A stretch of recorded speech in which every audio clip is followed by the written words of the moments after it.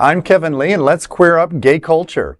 What is happening when so many gay pride events are being canceled for 2026? Grampian Pride, one of Scotland's prominent LGBTQ celebrations, will not take place in 2026. It is just the latest of a disturbing trend for 2026 of cancellations of major LGBTQ prides and events.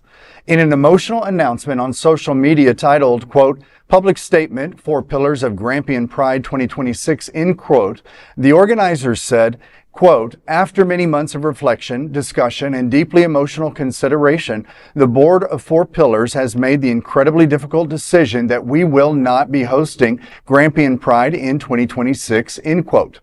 Organizers emphasized that pride remains vital for the region, but rising hostility toward LGBTQ people, increased mental health struggles, and a worsening funding landscape pushed the group to prioritize core services over the large-scale event. They warned that the safety of LGBT plus people is under increasing pressure, and that hosting Grampian Pride would divert essential resources from sexual health outreach, peer support, and safe space programming.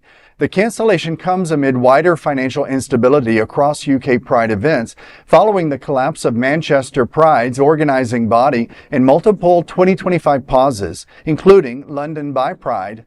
For many LGBTQ Americans, the announcement echoes growing global concerns of sustainability, safety, and community support. Florida has been directly affected by many LGBTQ event cancellations for 2026. Queer News Tonight continues to monitor this growing trend. This is definitely a shift in global culture. You know, we're seeing it in our country and other countries. And what I see is that it's shifting from celebration to survival. Breaks my heart. I also feel that it's a reminder that our rights can be rolled back. If a woman's right to control her womb can be taken away, thank goodness gay marriage cannot be taken away now, thanks to the Supreme Court decision. But what else can they take away? And it's really, really disturbing. I think one of the things that we as a community need to think about is a lot of the gay prides tend to be in spring, summer, or fall, right? And it's one time of the year when we all coalesce, congregate, show up to celebrate our community. But what are we doing in the other seasons? And I think that this is more of a sustained commitment that we need to show up for our community, spend our dollars in our community, like a lot of the other cultures of the world, the Mormons, the Jews, the Muslims. They are showing up for their community, spending their money and their businesses and their community organizations and health clinics. That's what we need to be doing, I feel.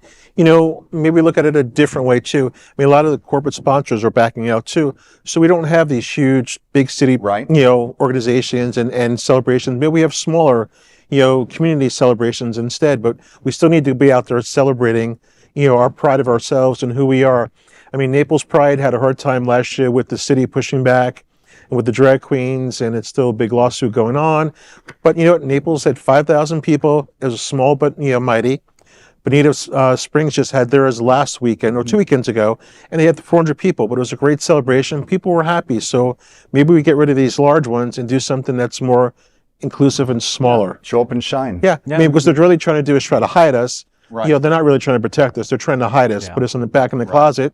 So we come out of the closet and we do smaller venues. Like you said, a lot of corporations are backing away from sponsoring prides, so we're going to see less and less of the big corporate sponsors, presenting our pride festivals. But maybe it is an opportunity for our pride organizers just to reinvent what pride is. Back to the basics. Back to the basics. Yeah. I mean, sometimes it doesn't have to be so elaborate, or you don't really need like a headliner coming from another city or something. Sometimes you just got to tap into local talent, or sometimes you just have to dig another well. You know what I mean? Sometimes, and this is experiencing with our organization too.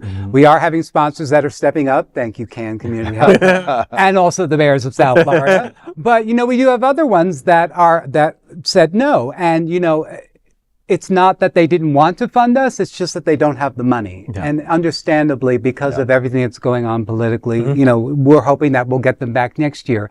So it's about sustaining through the year for us too, at this point, until we get to that next hurdle. So, hopefully with with new policies and new people coming in for elected, that will hopefully start to change some of that back again. So.